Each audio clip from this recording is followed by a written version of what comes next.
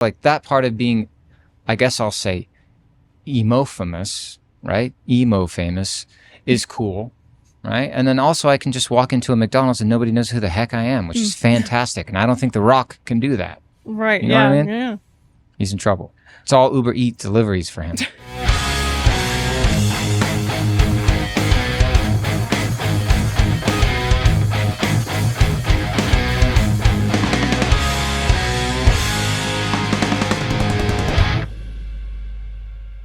Well, thank you so much for being here to talk to us, Ronnie.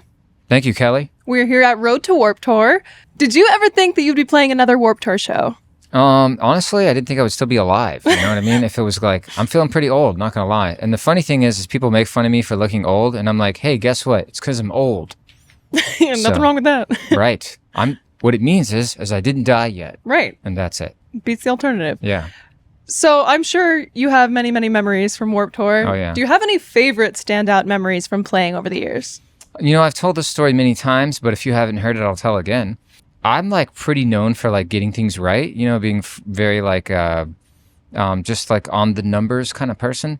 But I was really exhausted, and Warped Tour is just long and hot and amazing. There's just so many bands. So like even when you would finish playing, we were so young, all of our favorite bands were playing.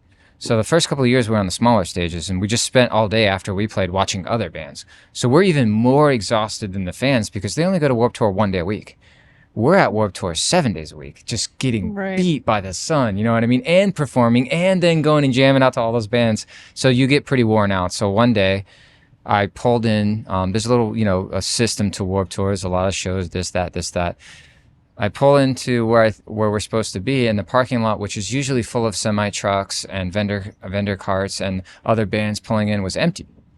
And I'm like, I look at it again. It's 100% the right place. There's like posters up saying Warped Tour with a sign pointing at the parking lot. You know what I mean? Like, this is the right place. So I'm freaking out because we're supposed to be there. The label, we had a record label there. We had some kind of interview or something that was important. And then the first person that came up to me before we're even signed, when we played the Kevin Says stage, was Kevin Lyman. And he gave me his personal number. And he said, if anything ever happens on my tour, no matter what stage you're on, call me first. And nobody even knew who we were. I mean, we didn't have like an agent or anything like that. We weren't even signed yet. So that was when we were on the Kevin Says stage.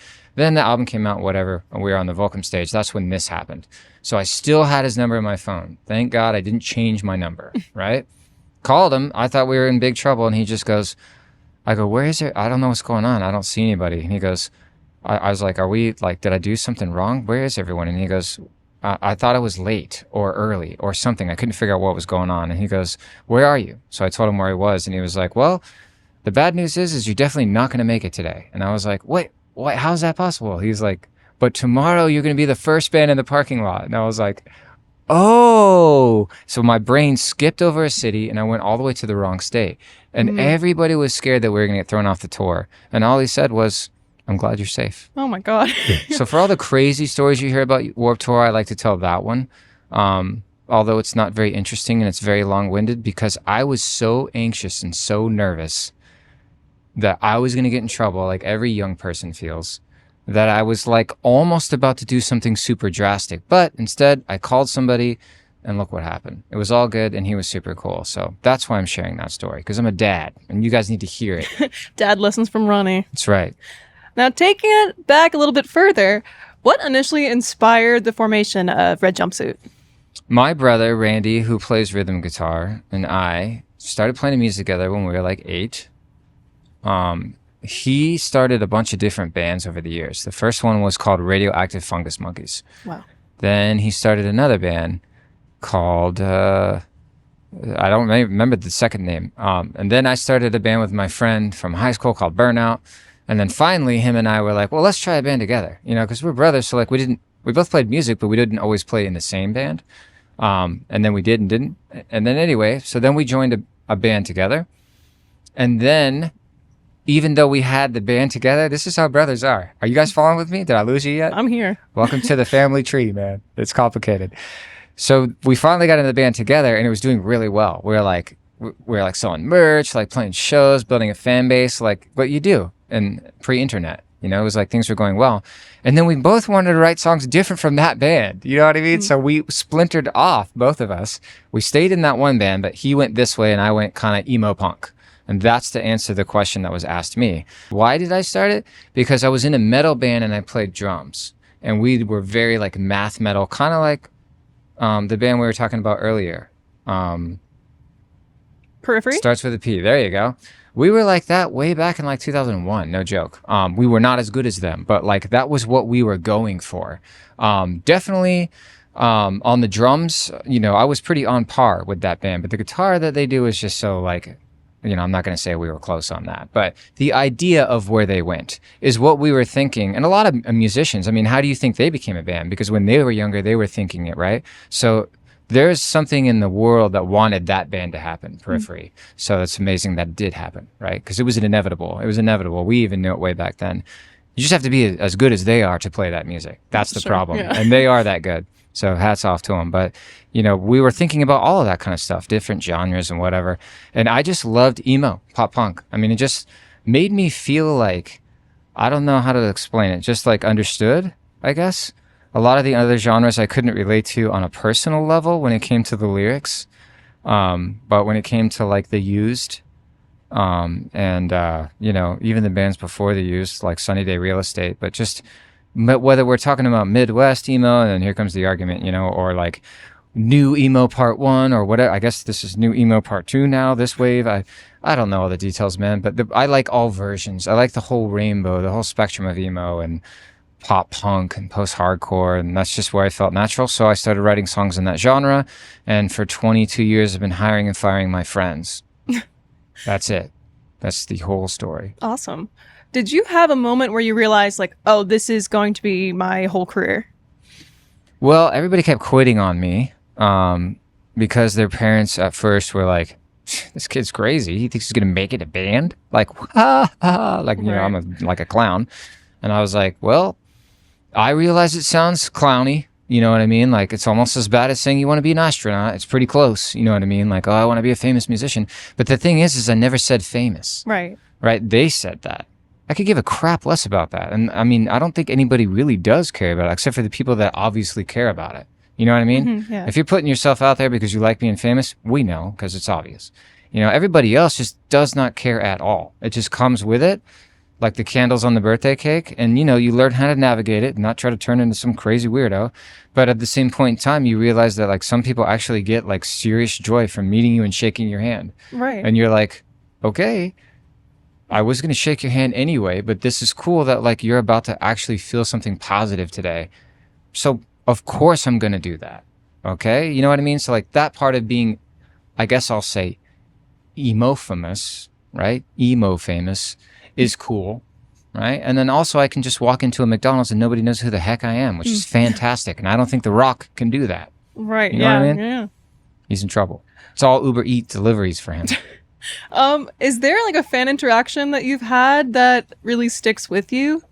I really like it now when I meet fellow people. You're saying fans, but just people on the spectrum, because they come to my shows now because I've been like talking about it a lot. Because my son is a level 2 and I'm a level 1, and when I meet them, what I've noticed, the funniest thing is, we always get along right away, and I can always see everybody that's friends with the person that's on the spectrum, because they're all standing there like almost clapping, you know what I mean, while we're hanging out. And I'm like, what is it with these people? Why do they think it's so, you know what I mean, monumental when two people just understand each other? You know what I mean? So that's they're watching us like we're in a zoo, but I'm watching them like they're in a zoo. And I'm pretty sure that other person is too, that I'm speaking to, because you understand, you know what I mean? So like, I did write a song about all that on a new album. So we'll see. That song's called Purple Halo. Do you feel a certain amount of responsibility to kind of be an advocate through your music? Well, I think I do. But I was diagnosed late in life because I never thought I was going to be a dad. I thought I was going to die. I was on like a death run. I was like doing, you know, drinking, partying, just living the rock and roll lifestyle. And just never thought about kids. Wasn't on my radar. And then, you know, I wound up getting in a different relationship and then completely changing my life, getting sober, and then all of a sudden we had a kid. Thank God I got sober first, and a whole year first, and then we had a kid, and that changes you as a person. So once he got his diagnosis, I was like, okay, well, it must have come from me or you, and I said I volunteered to get tested first because I'm the weird one. I mean, we kind of both knew it was me, you know what I mean? But I just wanted to make sure before I shared openly on my format. I wanted to see a specialist, which I did. It was expensive and it took way longer than I thought. And it kind of brought up a lot of weird emotions because a lot of questions I got wrong. And society teaches you that means you're dumb. But then she told me later, you're not dumb. It's a test designed to see where you react to the input and the output. It's weird. But anyway, if you do it right, of course, there's crack ones you can pay for, and then you get some kind of certificate. Not what I did. I did the full blown exam, and I was a level 1. So it made sense to me. He got it from me. So then my next journey was I need to learn everything I can because I'm way behind the ball. He won't be. He's going to grow up knowing his diagnosis, and I don't care what anybody thinks about that. So am I an advocate? I guess so, because I have to advocate for my son. So why just advocate for him, right? Is what I was thinking. So yes, new song, Purple Halo. Right, and there's tons of autistic musicians out there who I'm sure look up to you. I feel now maybe. I got my diagnosis late, right? Sure. So this is only the last 3 years when I found out, and then it wasn't an announcement. I just threw it on my Instagram, I heard you put it on your Instagram the same day that Billboard announced the greatest of all time for Facedown. Was it on the same day? That's what I read. I don't know if that's true. Who wrote that? Who knows I did my that? research. I think I was on Reddit that I found it. How does somebody know that if I don't know that? I couldn't find it either. It Or said the maybe post I had been just removed. didn't think about it. Most But that was likely. interesting to me that they How could might have that happened be? on the same day. Oh, I don't know, but I would love to find out if that's actually true, first of all. I mean, coincidences happen all the time, right? I can't explain that. I mean, that sounds amazing. Sounds too amazing to be right. You know what I mean? It's my life they're talking about. Right. Seems like I'd have some kind of memory of that. But then again, I got memory problems. So when people tell me stuff, I just believe them. I was wondering if it was intentional or not.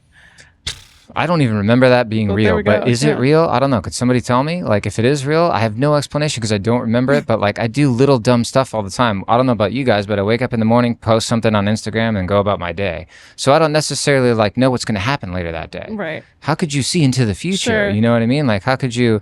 I didn't know that announcement was going to be made that day. So just the logic behind making that statement is how's that possible unless it's a coincidence? Sure. I don't know. You just dropped that on me. That's my best I didn't know reply. I was informing you. Yeah, I've never heard of that. One thing I am curious about, I feel like a lot of musicians with autism might be worried for something like touring, where there's the potential of a lot of different sensory issues and change of routine, destabilizing environments. How do you feel like that's a factor for you? It totally sucks. All those things suck for us. And I'll just inform anybody watching. I mean, how we started this interview was outside by my van because I can control everything you just talked about. Right? So I attempt to do it my way. I usually get shot down and then wind up doing it their way. But I make an attempt first because the whole time we've been doing this, all I can think about is that air conditioner noise. Right. Do you hear it? Yeah. Yeah. But it's better not to focus on it, right? So I try to block it out.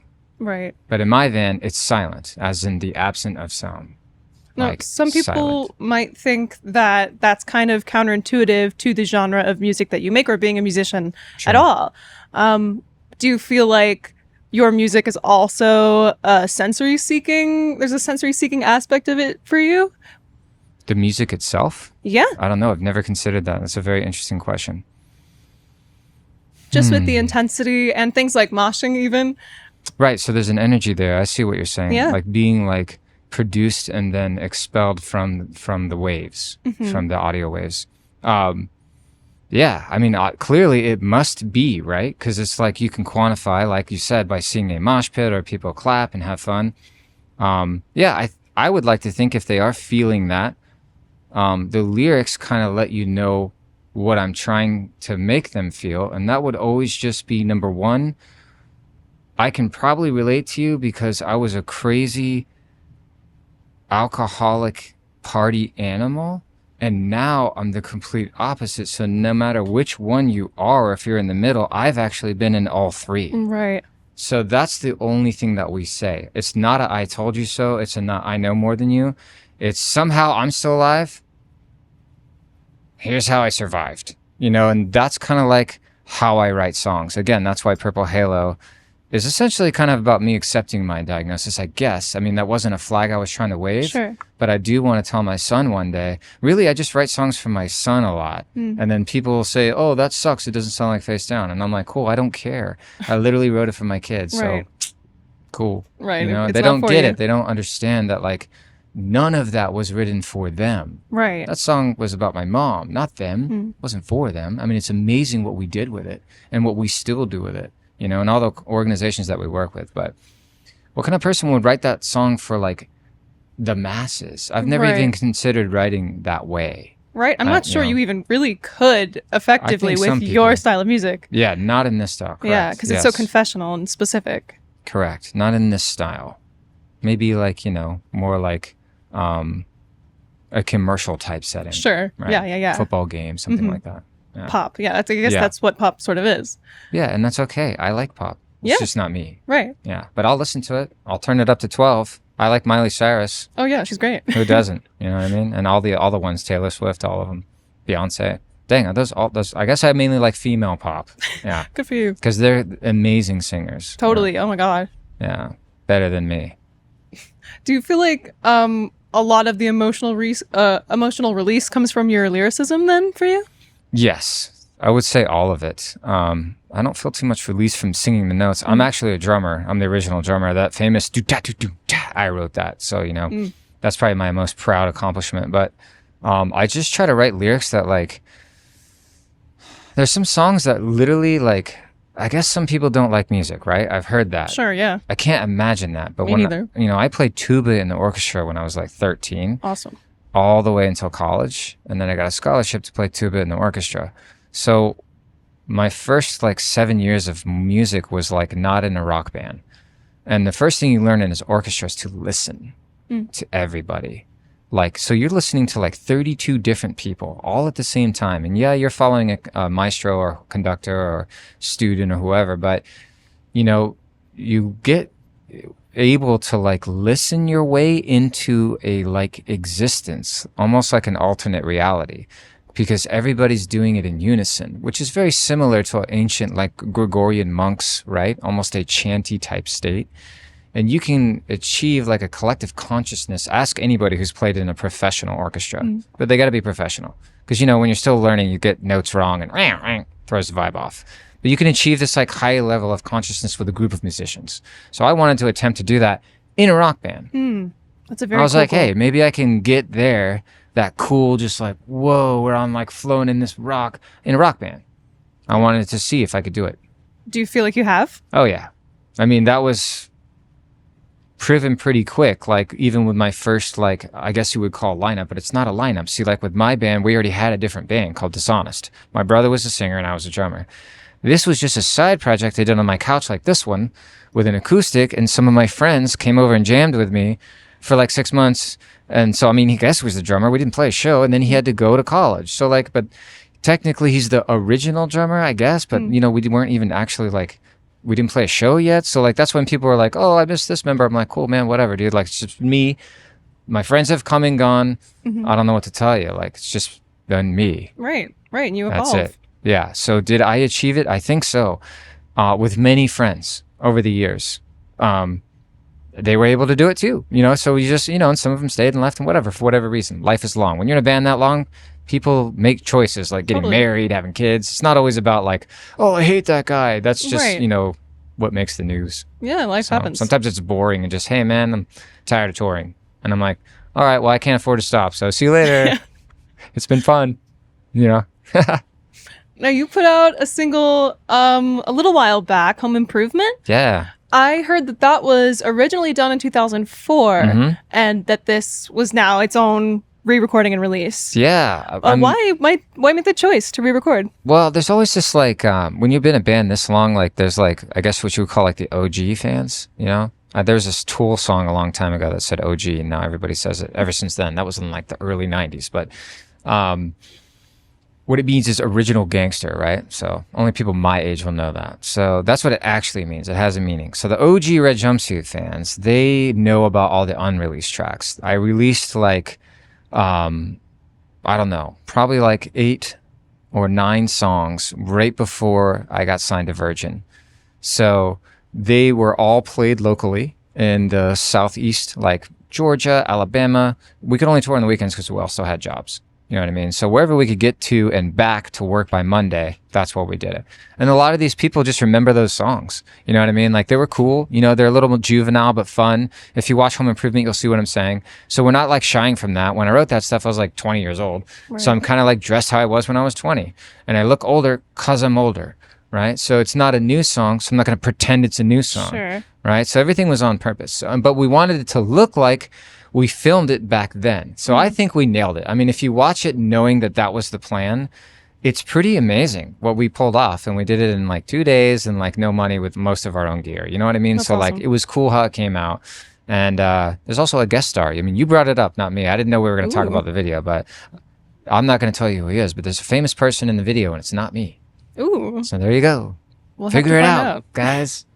Do you have any plans for the 20th anniversary of Don't You Fake It? We do. You know, it's like hard to think about now, right? Because I'm like thinking about Warped Tours in like 2 days. The anniversary tour is like special, but like I'm always still nervous because like everybody always says they like our first record the best. So, you know, but I'm always just like, man, we've played these songs for so long. How could they want to come see that again? Right. Like again for the 23rd or 4th year in a row. You know what I mean? It's like, it just defies logic for me. Like there's not a band, I love music, but there's not a band that I would want to see every single time they come to my town for 23 years in a row. I'm going to miss a few shows. You know what I mean? Sure. So I'm trying to be like understanding. So like, I guess they want us to do an anniversary tour, so we will. You know what I mean? I don't understand why they feel like they need it, because we've played Facedown the entire time, Guardian Angel the entire time, False Pretense the entire time. Even when we put new records out, we played those 3, which are the 3 singles. And then we usually still sprinkled 1 or 2 more. So whatever. I'm just saying you got to give the Romans what they want. But I don't get it. But yeah, we're going to do it. We're going to play the record. So. Did you know at the time that Facedown was going to really blow up the way it did? People ask me that, and you know, like, I don't know, man. I mean, when I tell people that I was confident, then they say I'm cocky. Sure. So then when I tell them, oh, well, I wasn't really sure now that I think about it, then they say that I wasn't confident. You know, so it's one of those questions, like the internet, you can never really answer anything right now. You definitely can't just be honest, because you'll just be slayed. So I'll say what I've always said, which is I was extremely confident because I had seen other human beings write songs, create bands, get record deals, and go on tour just because they knew how to write a song good.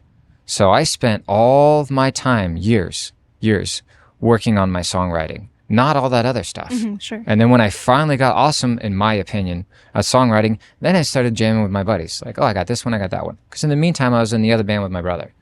So I just did it differently. I felt like songwriting is the most important thing. That's what like makes the band. That's what makes everything. And the funny thing is all the guys you play with, they think they write songs. But then when they leave, they don't write any songs. Right. Because they never did. Right? So it's also kind of an education process for who you jam with and stuff. You can be like, okay, cool. Well, you guys can have a nice day, because tomorrow I'm going to write another song, and then I'm going to track every instrument by myself, and then I'm going to have a demo recording, and then I'm going to show you a song, and I'm going to do that in 2 hours. Wow. And that's what we call songwriting, right? Yeah. So like, you know, it's an opportunity to teach people, like if I hire a guitar player tomorrow, how to write a song. And I try to teach everyone that works for me. You know what I mean? Like that way they can contribute. Maybe they'll write some awesome, like I forgot, was it Motley Crue, where the drummer wrote like, was it Motley Crue? I can't believe I can't remember this because I like the band. One of the awesome 80s bands, like the drummer stepped up to the piano and just wrote this piano smash, you know what I mean? And it's like, that's what I'm talking about. Awesome. You know, that can happen, but not if nobody knows how to write songs anymore. Right. So when it comes to songwriting, what is your actual process? I just listen, right? So you know how some people believe in like aliens? Sure. I believe in God, the same way that they believe in aliens.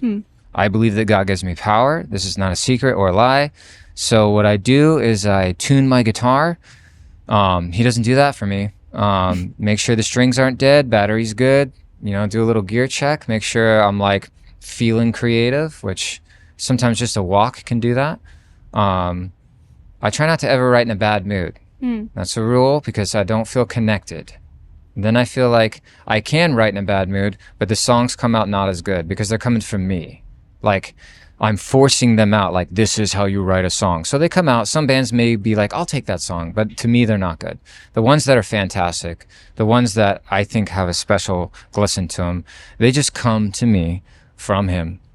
And then I just listen, and then I record it. And then I play it for the rest of the band, and then they add their parts. Wow. Yep. That's a beautiful thing. That's how I do it. How often would you say that you write? Whenever I want to, at any time. In my van right now, what you didn't see is a U87, which is one of the best mics on the planet. Neumann, you're my favorite. I got Apollo X4, which is one of the best little on-the-go preamps you can have / interface. That's made by Universal Audio, who's also I'm a big fan of. I have everything you could possibly need.